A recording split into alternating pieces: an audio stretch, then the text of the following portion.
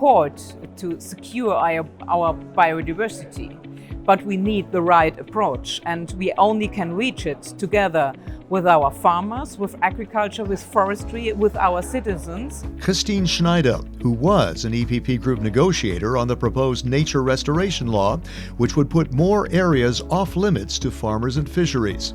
The group quit those negotiations and want European Commission Vice President Frans Timmermans to withdraw the legislation. We cannot ignore that the Agriculture and Pêche Committee rejected the proposal. And I think the big fault of the proposal from the Commission that it looks in the past. Je crois qu'il y a un message très très fort de la part du groupe PPE pour dire que maintenant, il faut stopper ces législations qui sont complètement hors sol. Anne Sander blames Timmermans, who is in charge of the Green Deal.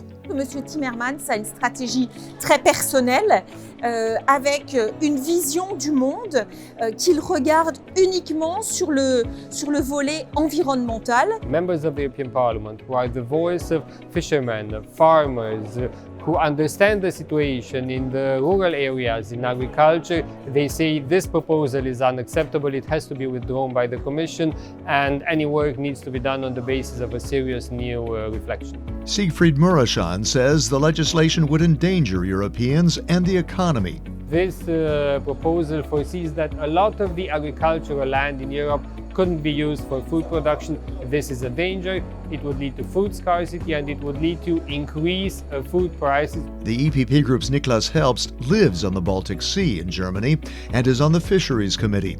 He says fishermen and women in this region are worried about the Nature Restoration Act. There's not many of them left, but it's a small community and we know each other, so to speak.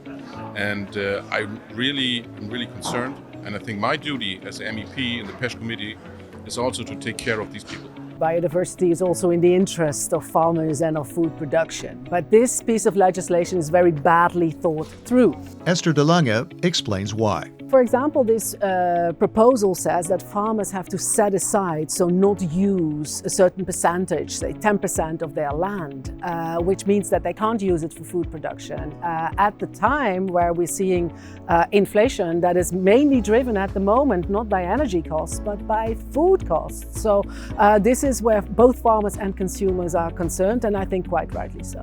The EPP group also rejected the proposed sustainable use of pesticides regulation as too draconian. It says the measure endangers the economies of rural areas as well as food security. It's clear that the reduction of the use of pesticides is an important objective, and it's also in the interest of the farmers themselves. Herbert knows the situation on the ground. My region is South Tyrol. Farmers, especially young farmers, tell me that the reduction of pesticides is nothing new. We started years ago, decades ago, with integrated pest management, and I think we have simply to go on this path using new technology, using new knowledge, new research results, and this will bring us to a good result. We need an approach who looks in the future and who gives answer for the questions about increasing world population, about how we build our renewable energy and how food security is guaranteed with affordable prices. On est en train de dire aux agriculteurs, eh bien, pour sauver la planète, il faudra simplement que vous arrêtiez de produire.